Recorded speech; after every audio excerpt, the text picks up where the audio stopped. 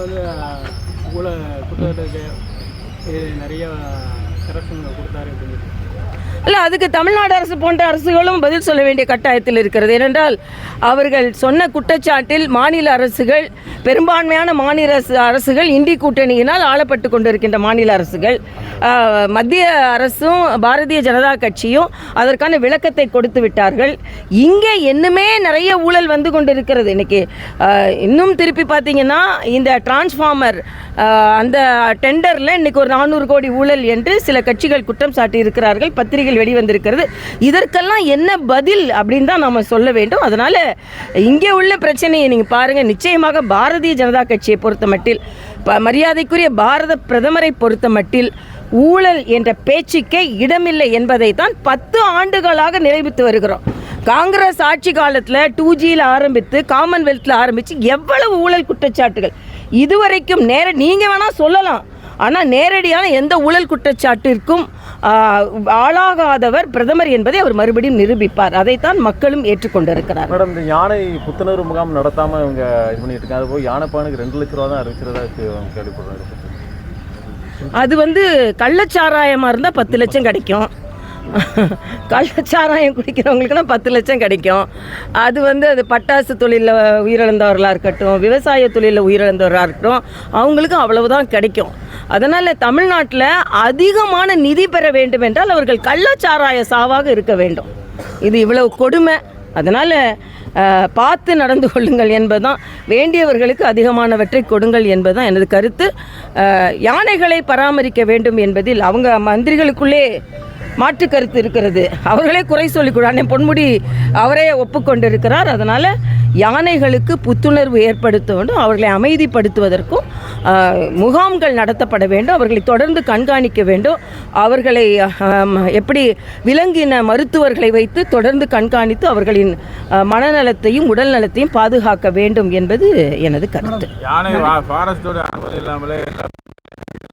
சொல்கிறாங்க அதாவது இல்லைன்னா இப்போ திருச்சி இந்த திருநெல்வேலியில் போய் ஆசீர்வாதம் வாங்காதுங்க, பக்கத்தில் போகாதுங்க.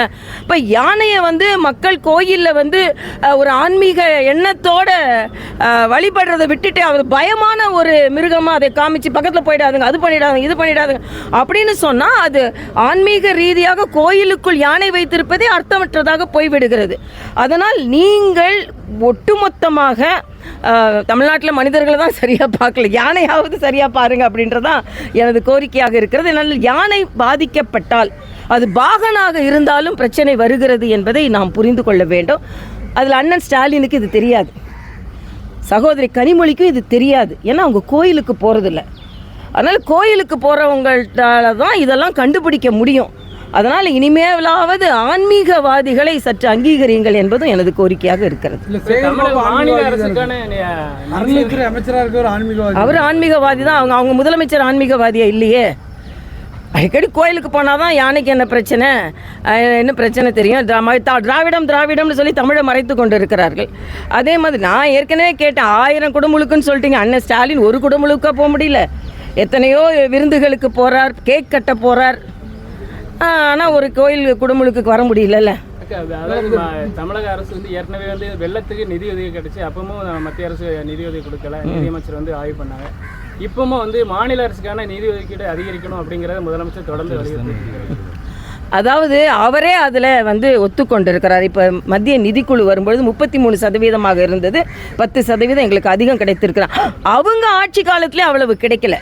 இன்றைக்கி நீங்கள் பார்த்தீங்கன்னா ஜிஎஸ்டி எவ்வளவு 3600 கோடி ரூபாய் அது ஜிஎஸ்டி இங்கேருந்து கிடைத்தது 3700 கோடியாக இந்த நாட்டுக்கு திருப்பி கொடுக்கப்பட்டு இருக்கிறது. அதனால் நீங்கள் பார்த்தீங்கன்னா தமிழக அரசிடமிருந்து கிடைக்கும் வரி வருவாயை விட அதிகரித்து தான் கொடுக்கப்பட்டு இருக்கிறது என்பதை மரியாதைக்குரிய நிர்மலா சீதாராமன் அவர்கள் தெளிவாக சொல்லி இருக்கிறார்கள். அதனால் சும்மா நீங்கள் இன்னைக்கு நேற்று கூட நான் ஒரு கூட்டத்தில் சொன்னேன், 3 மடங்கு மத்திய சாலைகளை போடுவதில் அதிகரித்திருக்கிறது. எல்லாம் 11 லட்சம் கோடி ரூபாய் 10 ஆண்டுகளில் தமிழகத்திற்கு நிதியாக கொடுக்கப்பட்டிருக்கிறது. 11 லட்சம் கோடி ரூபாய். அது மட்டுமல்ல, சாலை வசதிகளை மேம்படுத்துவதில் மருத்துவ 11,000 கோடி ரூபாய் பள்ளிகளை மேம்படுத்துவதற்கு மட்டுமே தமிழக அரசுக்கு மத்திய அரசு கொடுத்திருக்கிறது. ஆக இப்படி மத்திய அரசு தனக்கு என்னவெல்லாம் செய்ய வேண்டுமோ செய்தாலும் இவர்கள் அந்த குறைபாடை குற்றச்சாட்டை வேண்டுமென்றே சொல்லி இருக்கிறார்கள். இன்னைக்கு நீங்க பார்த்தீங்கன்னா மகாராஷ்டிரா இதற்கு பதில் சொல்லி இருக்கிறது, ஹரியானா இதற்கு பதில் சொல்லி இருக்கிறது. 2026 தமிழகமும் இதற்கு பதில் சொல்லும் என்பது எனது கருத்து. மேடம் ஒரே ஒரு கேள்வி. நடிகர் விஜய் விவசாயிகளை அழைத்து விருந்து கொடுத்துருக்காரு, தொடர்ந்து மக்கள் பக்கமாக வச்சுருக்காரு, அதை பற்றி உங்களுக்கு கருத்து? இல்லை, அவர் நடவடிக்கை எடுக்கிறார், பார்க்கட்டும், நம்ம பார்த்துட்டு சொல்லுவோம்.